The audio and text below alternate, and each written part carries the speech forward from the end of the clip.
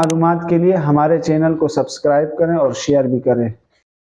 नहमदुहु व नुसल्ली व नुसल्लिम अला रसूलिहिल करीम, अम्मा बाद, फ़अऊज़ु बिल्लाहि मिनश शैतानिर रजीम।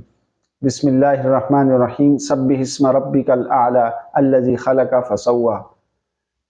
तस्बीह बयान कर अपने रब के नाम की जो सबसे बुलंद व बरतर है, और वो अल्लाह जिसने हमें पैदा किया और फिर सीधा किया।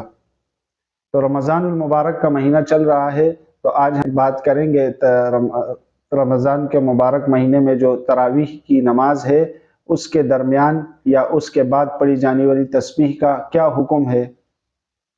तो रमज़ानुल मुबारक बरकतों, रहमतों और मग़फ़िरतों का महीना है। इस मुक़द्दस महीने की एक अजीम इबादत नमाज तरावीह है। तरावीह के दौरान या इसके बाद पढ़े जाने वाली तस्बीह को तस्बीह तरावीह कहा जाता है, और इस मखसूस तस्बीह को तस्बीह तरावीह कहा जाता है, जो अल्लाह ताला की हम्द व सना और उसकी किबरियाई के इजहार पर मुश्तमिल कलिमात हैं। तरावीह क्या है? तरावीह तरवीहा से निकला हुआ लफ्ज़ है। तरावीह तरवीहा से निकला हुआ लफ्ज़ है, अरबी ज़बान का है, जिसके माने हैं आराम करना, जिसके माने हैं आराम करना। चूँकि इस नमाज में हर 4 रकात के बाद थोड़ा वक्फ़ा किया जाता है, इसलिए इसे तरावीह कहा जाता है। ये तो थी तरावीह की वजह तस्मिया। अब ये नमाज सिर्फ माह रमज़ान में अदा की जाती है। ये इशा की फ़र्ज़ नमाज के बाद पढ़ी जाती है। ये सुन्नत मुअक्कदा है। मर्द हज़रात बाजमात मस्जिद में अदा करते हैं, जबकि ख़वातीन घरों में इसका एहतमाम करती हैं इनफरादी तौर पर। तस्बीह तरावीह क्या है? हर 4 रकात के बाद वक्फ़े के दौरान जो कलिमात पढ़े जाते हैं वो ये हैं: सुबहान ज़िल मुल्की वल मलकूती, सुबहान ज़िल इज़्ज़ती वल अज़मती वल हैबती वल कुदरती वल किबरियाई वल जबरूत, सुबहानल मलिकिल हय्यिल लज़ी ला यनामु व ला यमूत, सुब्बूहुन कुद्दूसुन रब्बुना व रब्बुल मलाइकति वर रूह, अल्लाहुम्मा अजिरना मिनन नार, या मुजीरु या मुजीरु या मुजीरु। ये कलिमात अल्लाह की हम्द व सना और उसकी किबरियाई पर मुश्तमिल कलिमात हैं। पाक है वो ज़ात जो बादशाहत और सल्तनत वाली है। पाक है वो इज़्ज़त, आज़मत, हैबत, कुदरत, किबरियाई और जबरूत वाली ज़ात है। पाक है वो बादशाह जो ज़िंदा है, ना सोता है ना मरता है, वो बहुत पाक और मुक़द्दस है। हमारा रब और फरिश्तों और रूह का रब है। ए अल्लाह हमें आग से बचा, ए पनाह देने वाले, ए पनाह देने वाले, ए पनाह देने वाले। ये इसका तर्जुमा है। अब तस्बीह तरावीह के पढ़ने की शरई हैसियत क्या है? तो ये तस्बीह लाजिम या फ़र्ज़ नहीं है। अगर कोई ना पढ़े तो नमाज में कोई कमी या कोई कोताही नहीं आएगी। ये एक मुस्तहब और एक अच्छा अमल है। वक्फ़े के दौरान ज़िक्र, दुरूद शरीफ या खामोशी से बैठना सब इख्तियार किया जा सकता है, और ये तस्बीह पढ़ी जा सकती है। एक अच्छा अमल है, मुस्तहब अमल है।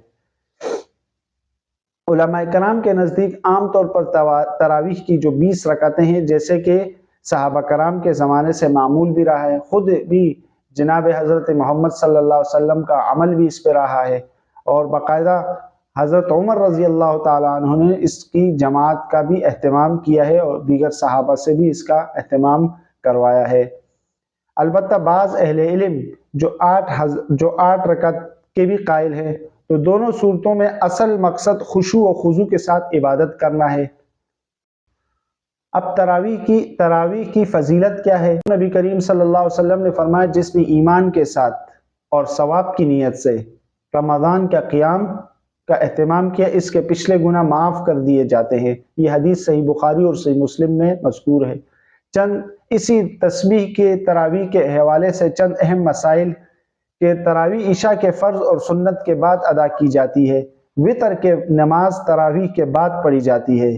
कुरान मजीद मुकम्मल सुनना बाइसे अजर है मगर ज़रूरी नहीं।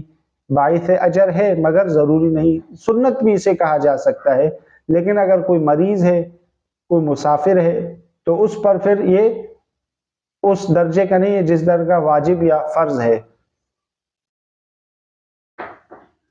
ख़वातीन घर में बापर्दा माहौल में इस तरावीह को अदा करें। अगर किसी दिन तरावीह रह जाए तो इसकी क़ज़ा नहीं। اب اس تراویح کے فوائد کیا ہے روحانی؟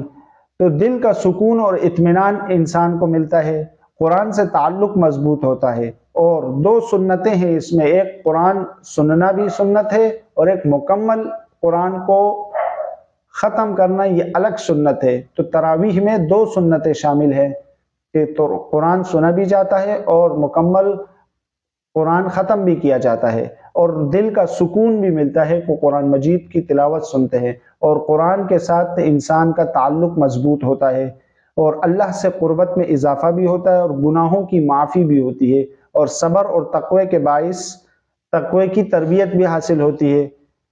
اب تسبیح تراویح اگرچہ فرض نہیں، لیکن یہ اللہ تعالیٰ کی عظمت کے اظہار کرنا کا خوبصورت ذریعہ ہے۔ یہ تراویح، تسبیح کی جو تراویح ہے، یہ اللہ تعالیٰ کے قرب کا خوبصورت ذریعہ ہے۔